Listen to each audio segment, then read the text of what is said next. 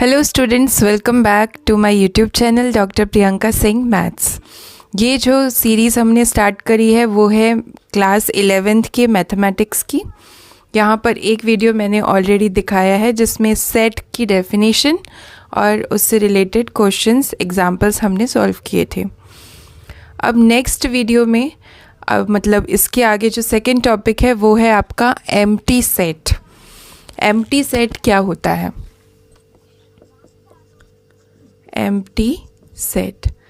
Empty set को हम null set भी कहते हैं और वॉइड सेट भी कहते हैं।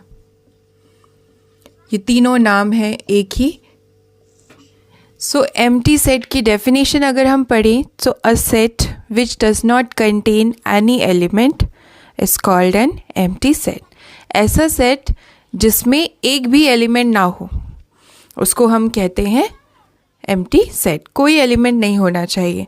जैसे कि आप एग्जाम्पल अगर देखें, बहुत सारे एग्जाम्पल्स हैं। वैसे अगर मैं एक सिंपल सा एग्जाम्पल लूँ, जैसे कि आप लोग स्कूल में ही पढ़ते हैं, तो स्कूल में अगर आप देखें, क्या कोई बच्चा ऐसा है जो क्लास 10th में भी है और क्लास 11th में भी है? सो ये कभी पॉसिबल नहीं होगा, क्योंकि एक ही बच्चा दो क्लासेस कभी नहीं पढ़ेगा साइमल्टेनियसली, मतलब इकट्ठा, है ना।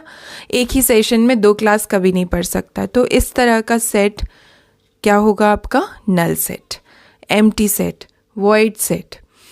और इसके आगे एग्जाम्पल अगर हम देखें, जैसे मैं इसको सेट बिल्डर फॉर्म में लिख रही हूँ। सेट को आपको पता ही है कैपिटल लेटर से रिप्रेजेंट करते हैं। मैंने ए लिखा और x such that x belongs to set of all natural numbers and x is greater than 1 but less than 2। ये एक सेट बिल्डर फॉर्म में मैंने लिख दिया है। अब ये जो सेट है इसमें क्या, इसको अगर आप रीड करेंगे तो किस तरह से, सेट ऑफ ऑल x, ठीक है। ये जो कॉलन बना है, कर्ली ब्रेसेस बने हैं, इसको हम रीड कैसे करते हैं? Set of all x such that x क्या होना चाहिए? नेचुरल नंबर, और x lies between 1 and 2। 1 and 2 point जो है आपका, ये देखिए नेचुरल नंबर आप जानते ही होंगे, 0, 1, 2, 3, 4, 5। अब नेचुरल नंबर कहाँ से स्टार्ट होते हैं? 1 से। सो ये हमने 1 लिखा है, देन 2, 3, 4, 5। तो यहाँ पर ये आपका नेचुरल नंबर्स का सेट हो गया। x हमारा नेचुरल नंबर का है एलिमेंट, ठीक है। फिर लेकिन एक और कंडीशन इसमें साथ में दे दी है, एंड मतलब ये दोनों कंडीशन होनी चाहिए, वो नेचुरल नंबर भी हो और 1 और 2 के बीच में भी हो। तो 1 और 2 के बीच में कोई भी नेचुरल नंबर नहीं होता है, आप जानते हैं। ये 1 और 2 के बीच में कोई नेचुरल नंबर नहीं आता है, इसलिए ये जो A है ये क्या है? आपका एम्प्टी सेट। और एम्प्टी सेट को कैसे रिप्रेजेंट करते हैं? ये फाई बना के गोला, और ये लाइन कट कर रही है, ये phi. This is a representation of empty set. या फिर एक और तरीका है, आप सिर्फ इसका कर्ली ब्रेसेस बना दीजिए, तो ये रोस्टर फॉर्म हो गया इसका, ठीक है। इस ए सेट का, ये तो आपका सेट बिल्डर फॉर्म का रिप्रेजेंटेशन हो गया, और ये हो गया आपका रोस्टर फॉर्म। सो इस तरीके से एम्प्टी सेट के एग्जाम्पल्स आप देख सकते हैं। इसी में अगर मैं थोड़ा सा चेंज कर देती, यहाँ पर x such that x belongs to r कर देती, ठीक है। सो इस केस में ये एम्प्टी सेट नहीं होता। A is not an empty set, क्योंकि आप जानते हैं कि 1 और 2 के बीच में रियल नंबर्स हैं। यस, कितने हैं रियल नंबर्स? 1 और 2 के बीच में इनफाइनाइट रियल नंबर्स होते हैं, आप जानते होंगे। 1 और 2 का सेंटर देखेंगे तो 1.5 आएगा। फिर और आप सेंटर निकालिए, प्लस करके 2 डिवाइड बाय 2 करके, फिर और छोटा नंबर आएगा। इस तरह से आप करते जाएंगे, छोटा से छोटा नंबर आपको मिलता जाएगा। इसका मतलब ये है कि दो रियल नंबर्स के बीच में, कोई भी दो रियल नंबर्स के बीच में इनफाइनाइट रियल नंबर्स होते हैं। ओके, आपने ये पढ़ा भी होगा, between any two real number there are infinite real numbers. So इस केस में ये जो सेट है, ये कैसा सेट है आपका? Infinite set. इसके बाद ही हमें सेकेंड टॉपिक जो पढ़ना है नल सेट के बाद, वो आता है आपका finite set and infinite set. So finite set और इनफाइनाइट सेट, ये सिंपल सा एग्जांपल जो आपने देखा, ये इनफाइनाइट सेट का एग्जांपल है, क्योंकि यहाँ पर जो नंबर ऑफ एलिमेंट्स हैं इस सेट में वो कितने हैं? इनफाइनाइट। क्योंकि हम नहीं जानते हैं, 1 और 2 के बीच में हम गिन नहीं सकते हैं कितने रियल नंबर्स होते हैं, इसलिए ये इनफाइनाइट सेट का एक एग्जाम्पल है। और फाइनाइट सेट का एग्जाम्पल तो आप बहुत इजीली बता भी सकते हैं। जैसे अगर मैं ए ही ले लूँ, एक सेट बना लूँ x such that x belongs to set of natural number and x is greater than, या फिर लिख लीजिए x इज़ लेस देन 6। सिर्फ ये कंडीशन मैंने लगाई है कि x 6 से छोटा होना चाहिए और x नेचुरल नंबर होना चाहिए। तो 6 से छोटे नेचुरल नंबर्स कितने हैं? 1 2 3 4 5, ये सारे 6 से छोटे नेचुरल नंबर हैं। तो इस सेट में क्या आएगा? 1 2 3 4 5, ओनली 5 एलिमेंट्स हैं इस सेट में। ये रोस्टर फॉर्म है, ये सेट बिल्डर फॉर्म है। तो 5 एलिमेंट से हम गिन सकते हैं नंबर ऑफ एलिमेंट्स को, इसलिए ये फाइनाइट सेट है।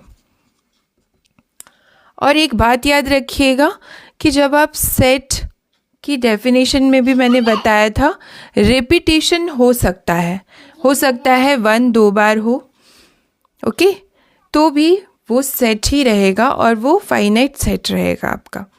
सो ये फाइनाइट सेट हो गया और इनफाइनाइट सेट ये हो गया। सो सिंपल सी डेफिनेशन हो जाएगी, if number of elements in a set is finite, या फिर कह लीजिए काउंट कर सकते हैं हम उनको, तो वो फाइनाइट सेट हो गया, और अगर हम काउंट नहीं कर सकते हैं तो इनफाइनाइट सेट। अब एक चीज़ आती है, क्या set of natural numbers finite है कि इनफाइनाइट है? तो नेचुरल नंबर्स का सेट इनफाइनाइट होता है, और अगर आप उसको रोस्टर फॉर्म में रिप्रेजेंट करना ही चाहते हैं तो हम कैसे लिखें ये? तो नेचुरल नंबर्स का अगर मैं सेट ले लूँ x such that x belongs to set of natural numbers, इसको मैं कैपिटल N से रिप्रेजेंट कर रही हूँ, आप B से कर लीजिए अगर कन्फ्यूजन हो रहा है तो। अब इसको अगर मैं लिखूँ रोस्टर फॉर्म में, तो 1 2 3 4 5, इस तरीके से आप लिखने के बाद 3 डॉट अगर लगा दें, सो इसका भी मतलब होता है कि ये एक इनफाइनाइट सेट है जिसकी काउंटिंग बढ़ती जाएगी 6 7 8 9 10 सो ऑन इन्फिनिटी तक। सो इस तरह से रिप्रेजेंट कर सकते हैं आप इनफाइनाइट सेट को इन रोस्टर फॉर्म। तो ये है तरीका फाइनाइट सेट और इनफाइनाइट सेट को लिखने का। अब इसके बाद इक्वल सेट, एक और आपका टॉपिक है इसमें, इक्वल सेट्स। सेट्स इक्वल कब होते हैं? सो बहुत आसान है, दो सेट्स इक्वल जब होंगे A is equal to B। कब? जब A का हर एक एलिमेंट B में हो और B का हर एक एलिमेंट A में हो। ये दोनों कंडीशन अगर ट्रू है so set A equal to set B होगा। कई बार ऐसा रहेगा A इक्वल टू 1 1 0 2,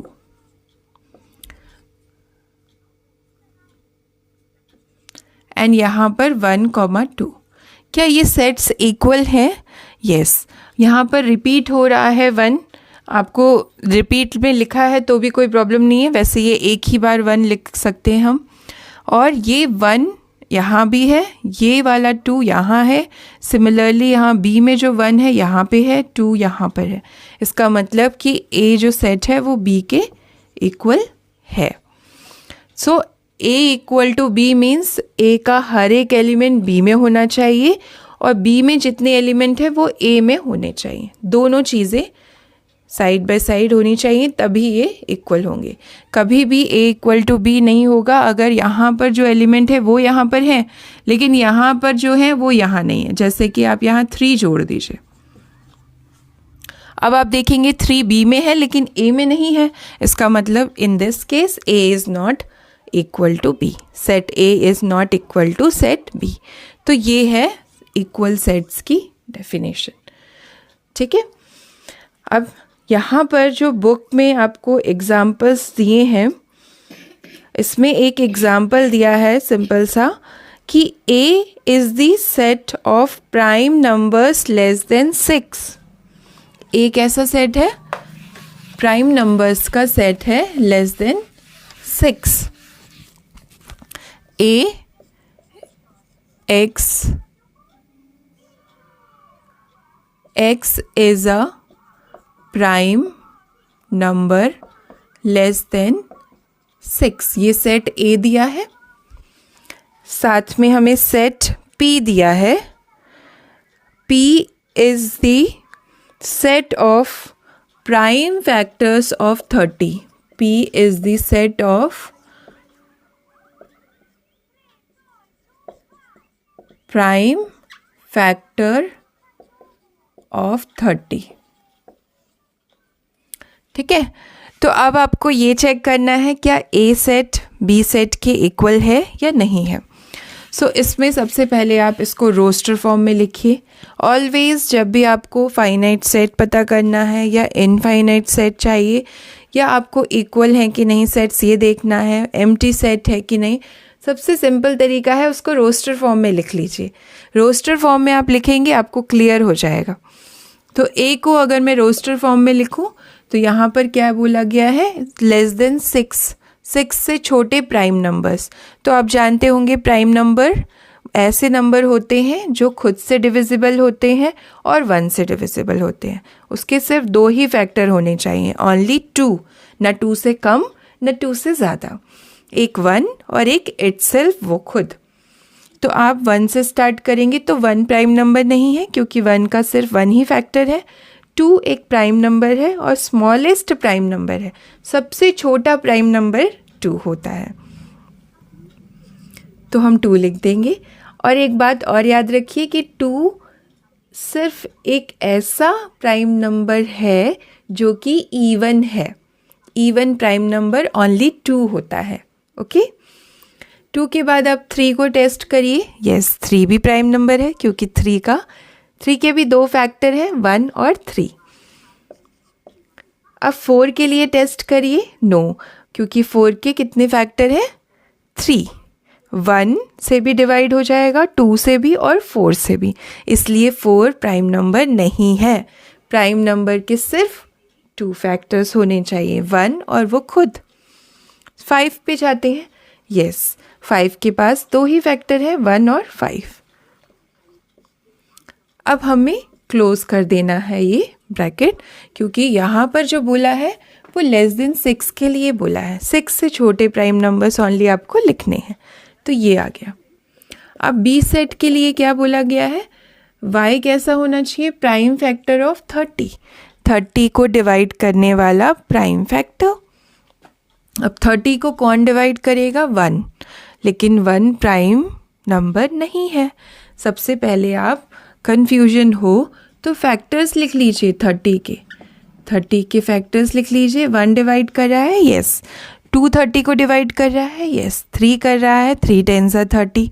और बहुत सिंपल तरीका क्या है? आपने 1 लिखा, साइड बाय साइड 30 लिखिए, क्योंकि 1 30 30 होता है तो 1 भी फैक्टर है, 30 भी फैक्टर है। 2 15 30 होता है तो 2 भी फैक्टर है, 15 भी इसका एक फैक्टर है। 3 10 30 होता है तो 3 भी लिखिए, 10 भी लिखिए। फिर 5 6 30 तो 5 भी लिखिए, 6 भी लिखिए। ओनली दिस, इतने ही फैक्टर होंगे। इसके फैक्टर्स निकालना बहुत आसान है, आपने 6th 7th क्लास में निकाला होगा। फैक्टर लिखने के लिए आपको 1 कितने टाइम्स में 30 आता है? 30। तो 30 और 1 दोनों ही इसके फैक्टर होते हैं। ओके, सो ये मैंने सारे फैक्टर लिख दिए 30 के। अब आपको क्या बोला है? Prime factor. तो प्राइम निकाल लीजिए इनमें से। प्राइम मैंने अभी बता दिया आपको, वो नंबर होते हैं जिनके ओनली 2 फैक्टर होते हैं, 1 और वो इटसेल्फ। तो ये 3 ही प्राइम नंबर्स आ रहे हैं यहाँ पर, मतलब यही प्राइम फैक्टर हैं 30 के। अब आप देख सकते हैं जो एलिमेंट्स ए सेट में है वही बी में है, और जो एलिमेंट्स बी में है वो सेम ए में भी है, एक भी एलिमेंट एक्स्ट्रा नहीं है। इसका मतलब set A is equal to set B. So ये सिंपल सा एक एग्जाम्पल जो आपका इक्वल सेट्स का है। इसके बाद काफ़ी एग्जाम्पल्स इसमें दिए गए हैं, आप उनको प्रैक्टिस के तौर पे करिएगा, क्योंकि प्रैक्टिस के बिना तो मैथ्स हो ही नहीं सकती है ना। सो यहाँ पर एग्जाम्पल अगर हम देखें 5 तक हम ऑलरेडी कवर कर चुके थे प्रीवियस वीडियो में। एग्जाम्पल नंबर 6 को देखें तो यहाँ पे बोला है state which of the following set is finite और इनफाइनाइट। चेक करना है फाइनाइट सेट कौन सा है और इनफाइनाइट सेट कौन सा है। तो पहला जो यहाँ पर दिया गया है, आप एनसीईआरटी उठाइएगा, मेरे पास एनसीईआरटी किताब है, मैं उसी से करा रही हूँ। इसमें पहला जो दिया है x belongs to n means natural number, और and x minus 1 x minus 2 equal to 0। तो आप जब इसको सॉल्व करेंगे x के 2 वैल्यूज़ आएंगे, x माइनस 1 इक्वल टू 0 रखेंगे, x माइनस 2 इक्वल टू 0, क्योंकि आप जानते हैं 2 नंबर का प्रोडक्ट कब 0 होगा, जब एक उनमें से 0 हो। सो x की 2 वैल्यू आएंगी 1 एंड 2। 1 एंड 2 वैल्यू आ गई, 2 ही वैल्यू है इस सेट के रोस्टर फॉर्म में, इसका मतलब ये फाइनाइट सेट है। सेकेंड वाला एक्स स्क्वायर इक्वल टू 4 है, तो एक्स स्क्वायर 4 कब होता है, so x equal to plus minus root 4 plus minus 2। So इसमें भी 2 एलिमेंट हैं प्लस माइनस 2, एंड ये ध्यान रखिए कि यहाँ x belongs to natural number है, नेचुरल नंबर है इस वजह से -2 नहीं लेंगे आप, ओनली +2 लेंगे, तो एक ही एलिमेंट होगा इस सेट में, so it is a finite set. Third में 2x माइनस 1 इक्वल टू 0 दिया है, इसको सॉल्व करेंगे सो x की वैल्यू आएगी 1/2 विच इज़ 0.5। 0.5 आया है, लेकिन हमारा x कैसा है, एक नेचुरल नंबर है, इसका मतलब कि ये सेट में नहीं आएगा। सो हमारा जो सेट थर्ड है उसमें एक भी एलिमेंट नहीं होगा, इसलिए यहाँ 5 लिखा है, एम्प्टी सेट। एंड आप ध्यान रखिए empty set is always a finite set. Empty set कैसा सेट है, फाइनाइट। एम्प्टी सेट हमेशा फाइनाइट है क्योंकि उसमें कोई एलिमेंट ही नहीं है, तो फाइनाइट, 0 एलिमेंट्स। देन फोर्थ आपका दिया है x belongs to n such that x is prime. x prime numbers का सेट है, सो नेचुरल नंबर्स जब आप देखेंगे 1 से स्टार्ट होते हैं, इन्फिनिटी तक जाएंगे, उसमें काफ़ी सारे प्राइम नंबर्स होते हैं, बहुत सारे, सो उनको गिनना पॉसिबल नहीं है, इसलिए वो क्या है, इनफाइनाइट सेट है। देन लास्ट फिफ्थ है x is odd natural number. So odd natural numbers भी इनफाइनाइट होंगे क्योंकि आप जानते हैं set of natural numbers infinite है, सो उसमें इवन नंबर्स भी इनफाइनाइट हो जाएंगे और ऑड भी, इसलिए जो फिफ्थ सेट है वो आपका इनफाइनाइट सेट है। देन इसके बाद आपका एग्जाम्पल 6 हो गया। एग्जाम्पल नंबर 7, इसमें आपको बोला है इक्वल सेट्स बताने हैं, पेयर दिए हैं कुछ, इक्वल सेट्स के पेयर बताने हैं, ठीक है। यहाँ पर 5 सेट्स आपको दिए हैं। फर्स्ट सेट में सिर्फ 0 एलिमेंट है, सेकेंड सेट में x greater than 15 but less then 5। x greater than 15 मतलब कि अगर आप नंबर लाइन देखें, यहाँ 5 है, यहाँ 15, तो ग्रेटर देन 15 मतलब इस साइड और लेस देन 5 मतलब इस साइड। तो क्या दोनों में कोई कॉमन एलिमेंट है? नो, क्योंकि एंड लिखा है, एंड का मतलब और का मतलब अलग अलग होता है। एंड लिखा है क्वेश्चन में, इसका मतलब कि दोनों में होना चाहिए, दोनों कंडीशन ट्रू होनी चाहिए उस x के लिए।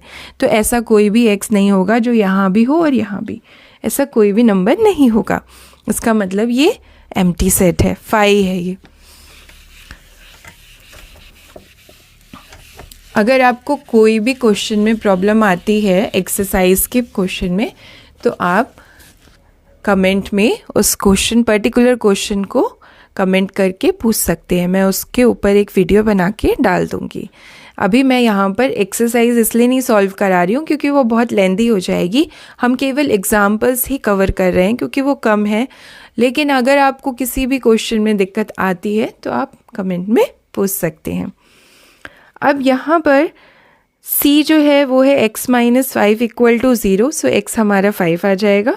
इस तरीके से c में एक ही एलिमेंट है 5 और d में हमारे 2 एलिमेंट आएंगे क्योंकि x स्क्वायर इक्वल टू 25 दिया है, लेकिन x पे कोई कंडीशन नहीं दी है, इसका मतलब x प्लस माइनस 5 होगा।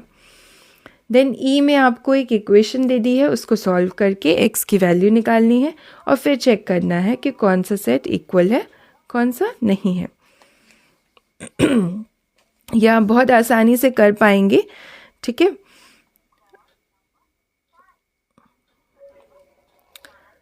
देखिए ई में एक कंडीशन है कि x is an integral positive root, खाली पॉजिटिव रूट लेना है आपको, ओके। देन 8th क्वेश्चन में आपको 2 पेयर दिए गए, इसमें भी बोला है कौन से इक्वल हैं a और b। सो x जो सेट है उसमें एलॉय ALLOY उसके लेटर्स हैं, बी सेट में लॉयल के लेटर्स हैं। आप देखिए पूरे लेटर्स मुझे लग रहा है मैच हो रहे हैं, यस। तो इसका मतलब इस x is equal set x is equal to set b। Repetition से कोई दिक्कत नहीं है हमें, ओके। देन सेकेंड जो है वो NZ है, मीन्स इंटीजर है, n square less than equal to 4। तो लेस देन इक्वल टू 4 मतलब वो इंटीजर्स जिनके स्क्वायर की वैल्यू लेस देन या इक्वल 4 हो, तो वो आपका हो जाएगा 1 -1 2 -2, इस तरीके से ये। और 0 5 एलिमेंट्स आएंगे a में, और b में आपको एक इक्वेशन दी है उसको सॉल्व करना है, 1 2 आएगा। फिर आपको देखना है कि 0 इसमें है, उसमें नहीं है, -1 इस सेट में है, सेकेंड सेट में नहीं है, इसी तरह से -2 भी नहीं है, इसलिए a set is not equal to b set. So इस तरीके से ये एग्जाम्पल्स हैं, बहुत ही सिंपल एग्जाम्पल है, ओनली आपको डेफिनेशन पता होनी चाहिए, एग्जाम्पल तो आप कर पाएंगे। सो चलिए मिलते हैं नेक्स्ट वीडियो में। Thank you, bye.